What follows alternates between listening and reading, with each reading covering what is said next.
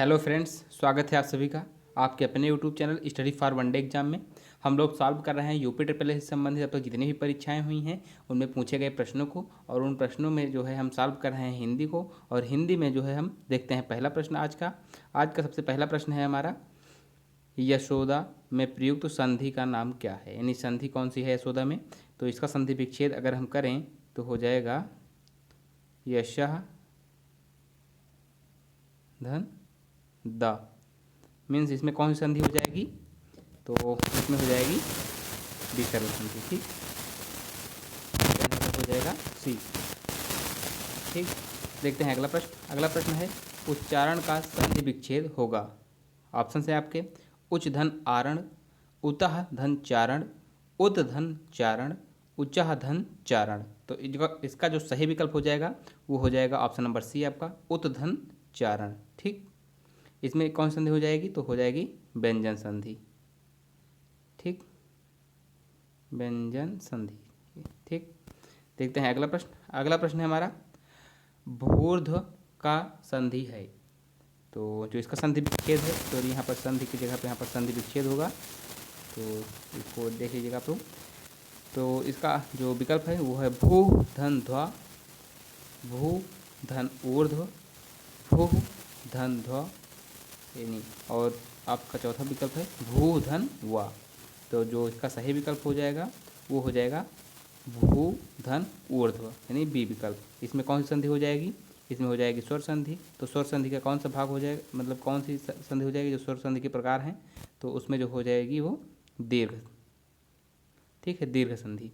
क्यों, क्योंकि भू में जो है लास्ट में ऊ आ रहा है, और इसमें जो है ऊर्ध्व में ऊ आ रहा है, तो ऊ और ऊ के मेल से जो है बड़ा ऊ का निर्माण हो जा रहा है, इसीलिए जो है इसको कहा जा रहा है दीर्घ संधि। देखते हैं अगला प्रश्न है, दो वर्णों के मेल से होने वाले विकार या परिवर्तन को कहते हैं।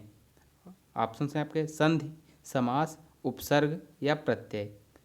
तो इसमें जो सही विकल्प हो जाएगा वो हो जाएगा संधि। ठीक, दो वर्णों के मेल से जो है होने वाले परिवर्तन को संधि कहते हैं। देखते हैं अगला प्रश्न है, सत्याग्रह का सही संधि विच्छेद है। मीन्स सत्याग्रह का जो है जो संधि विच्छेद होगा क्या होगा। आपके ऑप्शन हैं सत्याधन ग्रह, सत्य धन आग्रह, सत्य धन ग्रह, सत्य धन आग्रह। तो इसका जो सही विकल्प हो जाएगा वो हो जाएगा सत्य धन आग्रह। ठीक, तो देखते हैं अगला प्रश्न हो जाएगा। इसमें अगर देखते हैं हम, अगर देखना चाहें कि कौन सी संधि होगी, तो इसमें जो संधि होगी यानी सत्य जो है, सत्य में जो है लास्ट में आ रहा है, और इसमें जो है शुरू में आ रहा है आग्रह में। तो आ और आ मिलकर कौन सी संधि हो जाएगी, दीर्घ संधि। दीर्घ संधि किसका भाग है, स्वर संधि का भाग है। ठीक, तो कुछ लोग इसमें ये समझ रहे होंगे कि सत्य में जो है आ कहाँ से आ गया। तो सत्य जो है या जो है ऐसे हमेशा वर्ण ऐसे ही लिखे जाते हैं, लेकिन जब उसमें जो है आ जुड़ जाता है तब ये जाके पूरे या का निर्माण हो रहा है। ठीक, अब यह पूर्ण या है जो कि इसमें लिखा हुआ है, यानी इसमें ए छिपा, मतलब आ छिपा हुआ है। ठीक, तो इस प्रकार इसमें कौन सी संधि हो जाएगी, वो हो जाएगी दीर्घ स्वर संधि। तो इसका सत्याग्रह का जो संधि विच्छेद हो जाएगा सत्यधन आग्रह। ये मोस्ट इंपॉर्टेंट है, इसको जो है आप लोग टिक करके जरूर रख लीजिएगा, यानी कि याद करके इसको जरूर रखिएगा।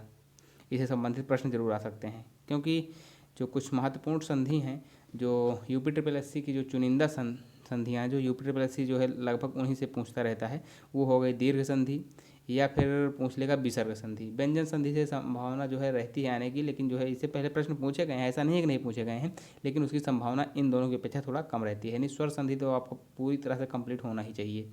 ठीक, देखते हैं अगला प्रश्न है हमारा, निह धन कलंक का संधि शब्द कौन सा होगा, यानी कौन सा है। ऑप्शन है आपके निष्कालंक, निष्कलंक, निष्कलंक या फिर निष्कलंक। तो इसमें जो सही विकल्प हो जाएगा उसको आप ज़रूर बताइए। तो इसमें अंतर कहाँ पे है, यहाँ पर ये वाला सा है या ये वाला सा है या ये वाला सा है। इसमें कालंक तो होगा नहीं, क्योंकि यहाँ पर कलंक लिखा हुआ है।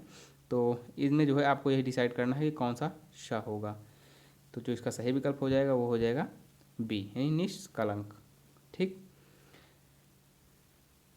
जब जो है कहीं पर किसी वर्ण या फिर के साथ ई के बाद, यानी कि विसर्ग से पहले यदि ई या ऊ आए, यानी ई या फिर ऊ इससे पहले हो, यानी विसर्ग जहाँ पर है, यानी कि यहाँ पर ये विसर्ग से पहले ई की मात्रा दिख रही है, तो विसर्ग से पहले ई या ऊ आए, उसके बाद का, खा, एक मिनट, जो है का या खा या टा या ठा या फिर पा और फा। मीन्स यहाँ पर जो है विसर्ग, यानी विसर्ग से ठीक पहले, यानी विसर्ग से ठीक पहले ई या ऊ हो, यानी ई की मात्रा या ऊ की मात्रा, या फिर ई या ऊ का जो है साक्षर, यानी खुद वो अक्षर हो, और जो है उसके बाद यहाँ जहाँ पर का लिखा हुआ है, ये वाला का, इसके स्थान पर पा या फा हो, या का या खा हो, या टा या ठा हो, तो उसके स्थान पर, यानी विसर्ग के स्थान पर शा हो जाता है इसका, ये वाला खटकोण वाला खा। इसको कुछ लोग खा बोलते हैं, कुछ लोग सा बोलते हैं, जो आपको समझना हो आप अपनी समझ के लिए बेहतर तरीके से समझ लें, ताकि एग्जाम में जो है क्वेश्चन आपसे गलत ना हो। तो इसका सही विकल्प हो जाएगा बी, ठीक, निष्कलंक। देखते हैं अगला प्रश्न। अगला प्रश्न है, पवन का संधि विच्छेद कौन सा है? ऑप्शन है आपके पौधन न, पौधन अन, पोधन आवन, पोधन अन। तो इसका जो सही विकल्प हो जाएगा वो हो जाएगा पोधन अन, यानी कि डी विकल्प। इसमें संधि कौन सी हो जाएगी? तो संधि हो जाएगी अयादि संधि, ठीक, ये भी आप लोग याद रखिएगा, इसमें हो जाएगी अयादि संधि, ठीक। जब हम लोग संधि विच्छेद पढ़ेंगे, अलग से जो है हिंदी व्याकरण का जो अलग से वीडियो अपलोड होगा, उसमें जो है जब विषय वार हम सॉल्व कर रहे होंगे क्वेश्चंस, और जो है उसके साथ साथ जो है पढ़ रहे होंगे संपूर्ण हिंदी को निःशुल्क जब हम पढ़ाएंगे, तब आप लोग जो है वीडियो को लगातार ज़रूर देखें, क्योंकि उससे आप बहुत कुछ सीखने को पाएंगे, जिससे आपको डायरेक्टली हूबहू क्वेश्चन देखने को ज़रूर मिलेंगे। देखते हैं अगला प्रश्न। अगला प्रश्न है, निर्धन में कौन सी संधि है? तो इसमें देखते हैं व्यंजन संधि, विसर्ग संधि, अयाधि संधि या फिर यण संधि। तो जो इसमें सही विकल्प हो जाएगा वो हो जाएगा विसर्ग संधि। अगर निर्धन का हम संधि विच्छेद करें तो क्या हो जाएगा? निह धन धन, ठीक, यानी कि निर्धन, ठीक। देखते हैं अगला प्रश्न। अगला प्रश्न हो जाएगा हमारा, रेत के अनुसार शब्द का संधि विच्छेद क्या होगा? यह क्वेश्चन जो है यूपी ट्रिपल एससी ने अब तक शायद 3 या 4 बार क्वेश्चन पूछा है। इस हिसाब से जो है आप इसको भी मोस्ट इम्पॉर्टेंट में नोट कर सकते हैं, ठीक। तो जो इससे पहले हमने जो है इससे पहले वाले प्रैक्टिस सेट में सॉल्व कराया है, अगर आपने इसको जरूर जो है नहीं देखा है तो ज़रूर देखें। हमने उसमें जो है इसके बारे में संधि कौन सी है, संधि विच्छेद क्या है इसका, और इसका जो सही आंसर है क्या है, उसको जो है आप लोग पिछले वीडियो से ज़रूर देखें। तो फिलहाल इसके लिए भी अभी भी बता देते हैं, इसका जो पहला विकल्प है यही सही होगा, रीति धन अनुसार, ठीक। इसके अलावा जो है अगर इसके लिए बेहतर जानकारी देखना चाहते हैं, जो कि मोस्ट इंपॉर्टेंट है, उसमें जो है बेहतर तरीके से पिछले वीडियो में हमने बताया है, तो उसको ज़रूर देखें। देखते हैं अगला प्रश्न, निम्नलिखित में कौन सा शब्द बहुब्रीहि समास का उदाहरण है? ऑप्शन है आपके त्रिभुज, दशानन, नवरात्र या त्रिलोक। तो जो इसमें सही विकल्प हो जाएगा वो हो जाएगा दशानन, मीन्स दशानन, यानी जिसके 10 मुख हैं, अर्थात रावण। मीन्स जो है बहुब्रीहि समास वहाँ पर होता है जिसमें जो है पहला पद और दूसरा पद प्रधान ना हो, किंतु जो है उसका जो तीसरा पद है, यानी कि जो अन्य पद जो निर्माण हो रहा है वो प्रधान हो। मीन्स दशा यानी कि 10 और आनन यानी 10 और मुख, इसमें तो प्रधान जो है नहीं है, लेकिन उसका विशेष अर्थ तो है, लेकिन जो है यहाँ पर नहीं निकल रहा है। लेकिन दोनों के अक्षर शब्दों के मिल जाने से जब जिस समास का निर्माण हो रहा है वो हो रहा है बहुब्रीहि समास का, यानी उसका अर्थ तीसरा निकल रहा है, इसलिए यहाँ पर होगा बहुब्रीहि समास। देखते हैं अगला प्रश्न। अगला प्रश्न है, चक्रपाणि, चंद्रमाल तथा सुलोचना में क्रमशः समास है। तो जो इसमें सही विकल्प हो जाएगा वो हो जाएगा बहुब्रीहि समास, यानी सभी में जो है बहुब्रीहि समास है। चक्र को धारण करने वाले अर्थात भगवान विष्णु, और चंद्रमाल यानी जिसके जो है सिर पर चंद्रमा हो अर्थात शिव, सुलोचना यानी जिसकी सुंदर आँखें हो, यह स्त्री विशेष के लिए वर्णन किया जाता है सुलोचना, यानी किसी भी जो है जिसकी आंखें अच्छी हो उस स्त्री के लिए सब पक्ष में कहा जाता है। तो इसका जो विकल्प हो जाएगा वो हो जाएगा सभी में बहुब्रीहि समास है, ठीक। देखते हैं अगला प्रश्न। अगला प्रश्न है, निम्न में से कौन सा चक्रपाणि में प्रयुक्त समास है? इससे पहले वाले में हमने देखा कि चक्रपाणि जो है जो चक्र को धारण करता है, मैंने जिसकी आँखों जिसके जो है हाथों में चक्र हो वो जो है अर्थात विष्णु। तो इसका जो सही विकल्प हो जाएगा वो हो जाएगा बहुब्रीहि समास, ठीक। देखते हैं अगला प्रश्न। अगला प्रश्न है बहुव्रीहि समास का उदाहरण कौन सा है। मीन्स इस हिसाब से आप समझ सकते हैं कि यूपी जो है समासों में जो है सबसे ज़्यादा महत्वपूर्ण यानी कि जो प्रश्न उठाता है या फिर जो प्रश्न बनता है उसमें जो है बहुव्रीहि समास से आपको देखने को मिलता है।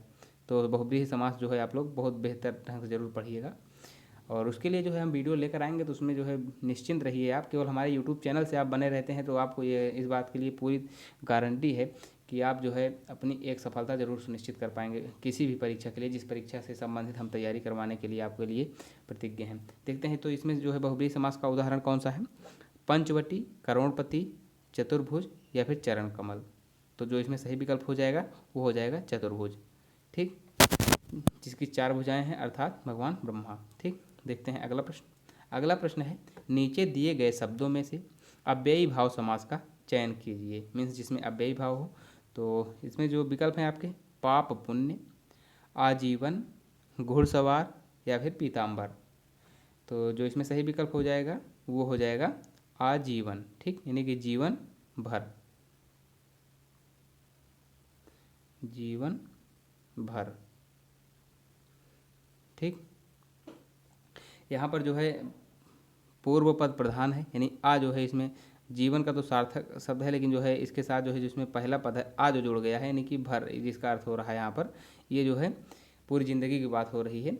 तो इसमें पहला पद प्रधान है और जो है पूरे शब्द का सही अर्थ जो है इसी प्रधानता के कारण जो है निकल रहा है, इसलिए जो है इसमें अव्ययी भाव होगा। अव्ययी भाव होगा। अव्ययी भाव जो है अन्य कुछ जो उदाहरण है, जैसे कि मान लीजिए सरासर कहीं पर लिखा हो, या फिर जो है घर घर, या फिर कहीं पर दो जो है शब्दों की पुनरावृत्ति आवृत्ति जहाँ पर लगातार हो रही हो, वहाँ पर जो है आप लोग अनुमान ही कीजिएगा कि वहाँ पर अव्ययी भाव समास ही होगा। तो